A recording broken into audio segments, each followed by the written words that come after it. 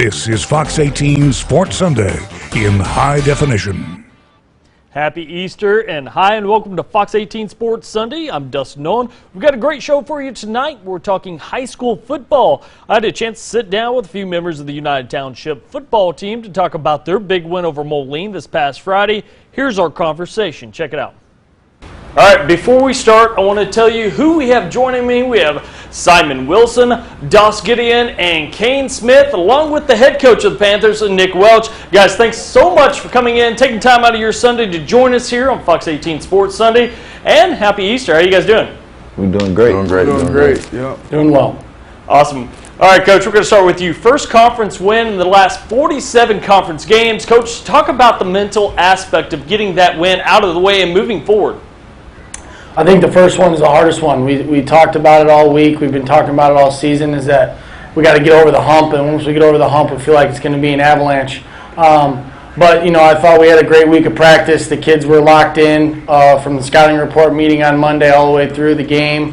You know, I thought they did a really good job of, you know, studying huddle, getting on the scouting report, looking at Moline's tendencies. Obviously, they had two kind of offenses that they'd shown, the wing tee, which they've been known for, in the spread. And then defensively, they've shown a couple different looks, whether against Rocky and Allman, but two teams that are a little bit different. And then obviously special teams, they were dialed in that as well. We kicked off the game with a big play by Travell, and I thought their preparation this week, which has been great all season, they didn't give up. They stayed locked in, and our theme this week was grit. And we had to be gritty to beat our rival, the school down the street, and they were able to do that, and we were able to get a big win.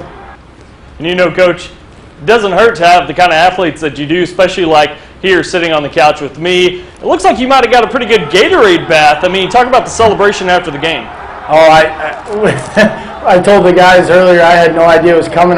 We were in victory formation, and Dossla took the knee, and I was just so happy for him and all of our seniors, and I was kind of focusing on that, and then I got the nice cold bath. But, you know, if that's the result, I think I'll be okay with that. But we've got some great kids. You know, we've got, first and foremost, great young men. You know, they're doing a great job. They help out in the community. They're good role models in school. And then also, obviously, they have some pretty outstanding athleticism. Across the board, we've got some outstanding skill guys. We've got some very physical, tough offensive linemen led by Simon. And we got to keep building on this, and we're excited. We want this to be the expectation and not the, you know, just a one-time thing. And Coach, I know you mentioned some about the athletes that you have, but talk about the seniors, their effort and commitment to this program. Everything starts with them. You know, I thought our seniors last year really laid the foundation, and now the seniors this year are building it up. They've had a lot of adversity thrown their way. You know, about this time last year, we were shut down. We couldn't lift, we couldn't be at school, we couldn't be together, and it'd be easy to fold. And they stayed together. They were willing to get on. We had a bunch of Zoom meetings. We had at-home workouts, and they stayed committed. And they've been really responsive to all the changes. I mean, even when we started in June, we could have 10 people in the weight room and no masks. Then in July, you could have 20 people in the weight room, but you had to have masks, and you couldn't do this, but you could do that. And then all the way to January, you know, at that one point, we didn't know if we were going to have a season. I think that was probably the first time we really didn't think it might happen. And then a week later, everything changed. But the senior class has been outstanding.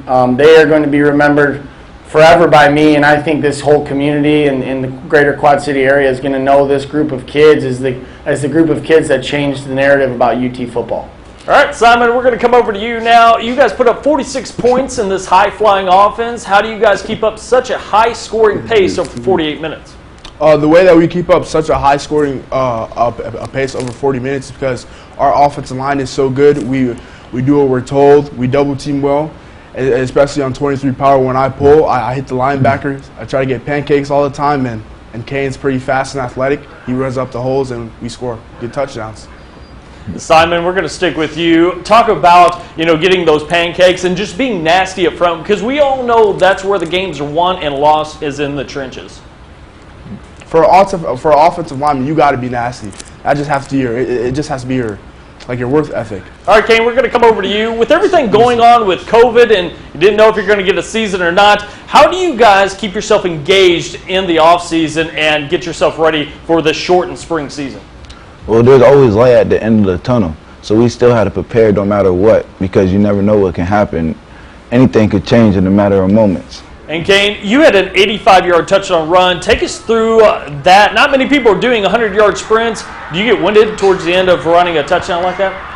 I was very tired, but they had a target on my back, and I knew it, and I had to show them I'm better than them, and they're not going to stop me.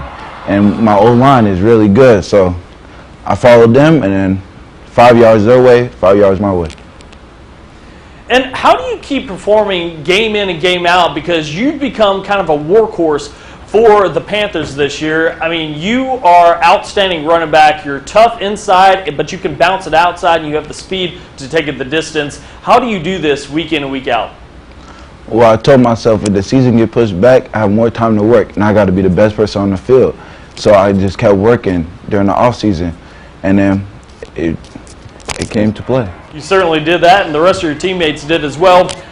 You know what, Doss? You threw for a 27-yard touchdown as the first half expired. What was going through your mind in that throw? And is that your first buzzer-beater touchdown that you've had? Yeah, that is my first buzzer-beater touchdown that I have. We went in the huddle, and Coach, he drew up the perfect play, and I was like, oh, we're going to get him, because we had 2 ice safeties, so I kind of knew, we were going to hit him with a double move, so I kind of knew that was going to be open. Doss, talk about your style of play at quarterback, because you make good reads when you're out there. You can throw the ball, you can run the ball, and you're an electrifying athlete. Talk about going in and playing your style of quarterback.